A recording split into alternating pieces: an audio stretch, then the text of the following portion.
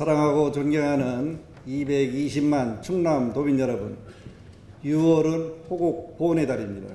매헌 윤봉길, 수당 이남규, 이련 신현상, 이루 김한종, 면함 최익현, 추사 김정희 등 예산 6현의 보훈과 학예 정신이 살아 숨쉬는 예산군 출신 자유한국당 소속 방한일 의원입니다.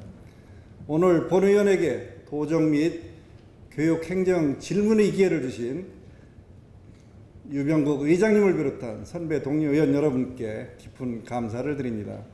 그리고 양승조 도지사님과 김지철 교육감님을 비롯한 공직자 여러분과 언론 여러분께도 감사의 말씀을 드립니다. 오늘 본 의원은 도정 현안에 대하여 도지사님께 질문하고자 합니다. 첫 번째로 참전유공자 명예수당 지급해야 한다입니다.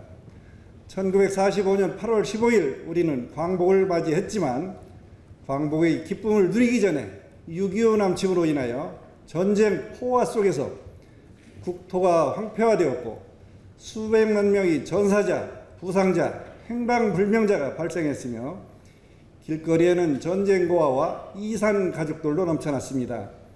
휴전 이후 폐허로 절망에 빠진 나라를 회복하고 산업화를 달성하고자 정부에서는 서독에 간호사와 광부를 파견하였고 1억 5천만 마르크를 차관으로 받아 우리나라 최초의 산업단지 구로공단을 세웠습니다. 1964년부터 1973년까지 32만 명의 국군이 월남전에 참전하여 5,099명의 전사자를 비롯하여 커다란 사상자가 발생하였고 현재 고엽제 피해로 14만여 명이 아직까지도 큰 고통을 겪고 있는 등 이러한 희생 속에서 월남전 당시 약 10억 달러의 외화를 벌어들였습니다. 또 국군 현대화 사업과 유무상 차관 등 68억 달러를 조성하여 산업단지와 고속도로, 항만 등을 건설하는 등 경제 대국의 기반을 조성하였습니다. 그러나 참전한 병장의 수당은 월 54달러로 당시 한화로 14,040원으로 형편없는 대우를 받았습니다. 1966년 기록에 의하면 전사 및 장애 1급의 경우 하사 이하 사병은 34만 2천원으로 미화 650달러를 받았습니다. 6.25 때의 전사자와 사상자들은 아무런 보상도 받지 못했습니다. 국민안전처 보도 자료에 의하면 한반도에서 전쟁 발발한다면 이라는 주제로 여론조사를 하였는데 성인들은 대부분 참전하겠다고 응답한 반면 대학생은 63%, 청소년은 57%만이 참전하겠다는 자료를 접하고 매우 놀라움을 금치 못하였습니다.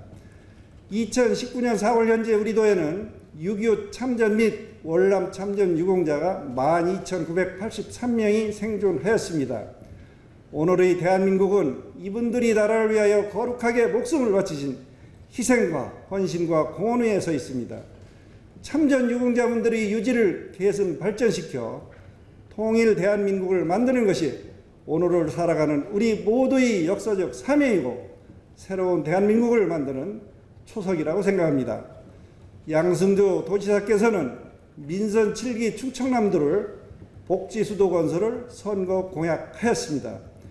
국가에서는 1인당 매달 30만 원씩 지급하고 있습니다. 충청남도 15개 전 시군에서 월 10에서 20만 원씩 지급합니다.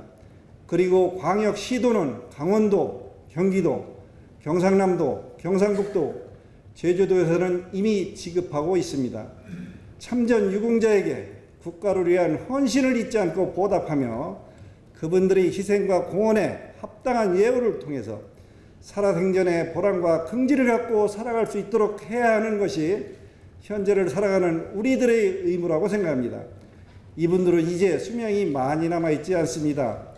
충청남도에서도 참전 유공자 명예수당을 빠른 시일 내에 지급하여 줄 것을 건의합니다. 두 번째로 보호자 없는 병원사업 운영 지침 개선입니다.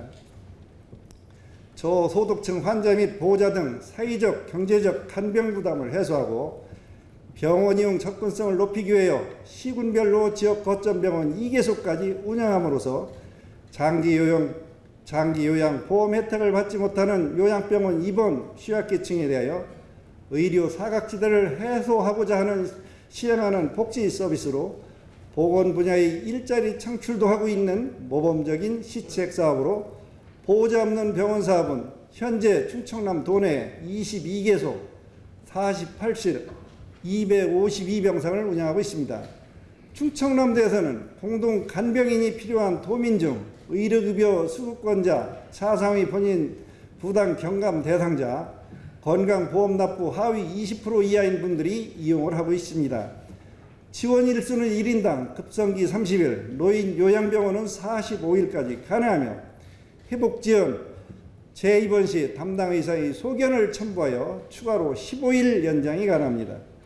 지원 내용을 살펴보면 간병 서비스 제공을 통해 식사지도, 위생, 청결, 운동, 복양 및 활동 보조 등 환자의 회복과 편의를 필요로 한 사항으로 이를 수행하는 간병인 고용 시 근로기준법 등 노동관계 법령을 준수하고 4대 보험 및 간병배상보험의 가입을 준수하도록 하고 있으며 병실의 설치 기준상 간병실의 남녀를 구분하여 운영하고 있습니다. 그러나 병원 환자는 성비의 대체적으로 여성의 평균 연령이 높아 여성 입원 환자 비율이 매우 높은 상황입니다. 남성 환자는 비율이 낮기 때문에 남성 환자 2, 3명을 위한 별도의 병실을 운영하기엔 병원이 지닌 어려움이 많습니다. 따라서 본 사업의 운영에 있어서 남녀 통합병실을 운영하는 등 예의를 인정하는 방안과 현재 간병비 지급 기준을 환자 숫자에서 병실 숫자로 일괄 지급하는 방안을 적극 검토해 주시기 바랍니다. 세 번째로 적정기술 의무 활발하게 추진해야 합니다. 소외된 90%를 위한 발명이라고 불리는 적정기술은 첨단 기술이 구현되는 현대사회에 소외된 계층에 대하여 지역의 다양한 자원과 기술을 접목하여 일상생활 속의 불편함을 줄이고 삶의 질을 한 단계 높이는 친환경 인간중심의 기술입니다. 최근 수자원 고갈, 기후변화, 귀농 기촌 인구 증가 및 환경에 대한 인식 변화로 인하여 적정기술이 주목을 받고 있으며 협동조합과 사회적 기업을 중심으로 점차 확산되고 있습니다. 주요 선진국에서는 관련 기술 개발과 보급이 활발하게 진행되고 있습니다. 이처럼 적정기술은 사회적 가치와 경제적 가치를 창출시킬 수 있습니다. 대표적인 적정기술로 아프리카 소년 소녀들이 흙탕물이 아닌 깨끗하게 정수된 물을 라이프 스트로우라는 필터를 통해 바로 마실 수 있습니다.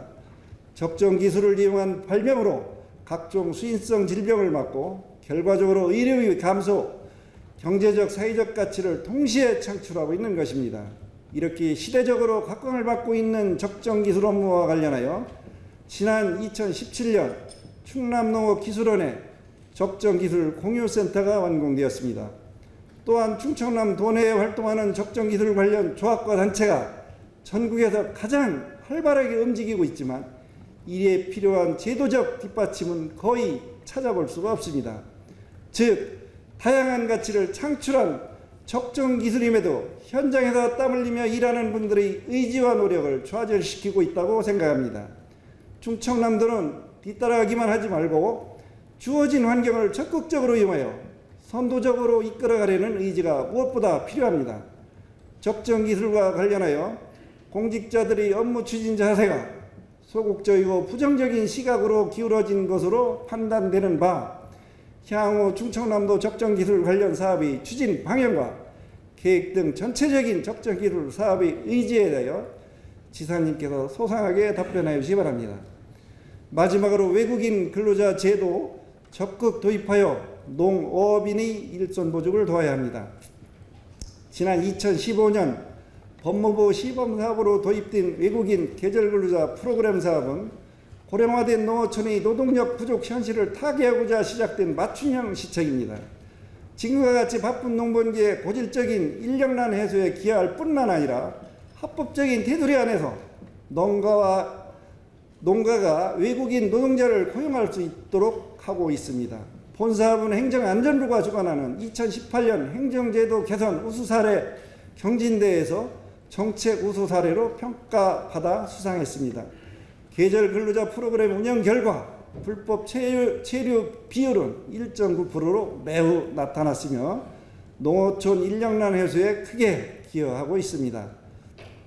외국인 근로자가 최소한의 권리를 함유하면서 고용주의 인권 침해를 사전에 방지하기 위하여 근로기준법 등 관련 법령을 준수하고 적정 거주시설 의무화 등 필수 준수사항도 명시하여 법 위반 시 향후 외국인 계절 근로자 배정 금지 및 관련법에 따라 처벌받을 수도 있습니다.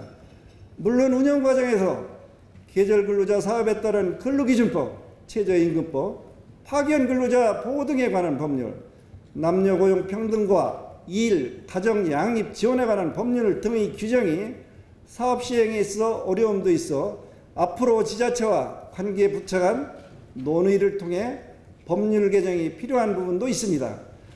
법무부는 지방자치단체와 협의하여 올해부터 농가당 최대 허용 인원을 5명으로 확대하였고 영농조합 법인에게도 사업 신청을 허용하였습니다. 향후 1회 최대 5개월까지 체류 기간을 늘리는 것도 추진 검토 중입니다. 하지만 우리 충남의 경우 다수의 농어업인들은 외국인 계절 근로자 사업이 존재하는지조차 모르고 있는 상황입니다. 2018년 지역별 농어업 분야 운영 현황을 살펴보면 전국 총 42개 시군 2,822명 중에서 충남은 5개 시군에 315명이 사업에 참여하였습니다. 올해 상반기 농업 분야 운영 현황은 전국 총 41개 시군 2,597명 중에서 충남은 2개 시군에 7명만이 사업에 참여했습니다. 타 지역과 비교시 참여 실적이 매우 저조합니다. 전통적인 농업도인 우리 충남은 다른 지역과 달리 농촌 인력이 풍족해서 사업 실적이 낮은 것인지 묻지 않을 수 없습니다. 본 제도에 대한 부족한 홍보를 강화하고 우수 사례를 벤치마킹하여 농번기에 노동력이 절실히 필요한 농어업인에게 혜택을 줄 수 있도록 충청남도 차원에서 시군과 적극적으로 대처하기를 주문합니다. 경청해 주셔서 감사합니다.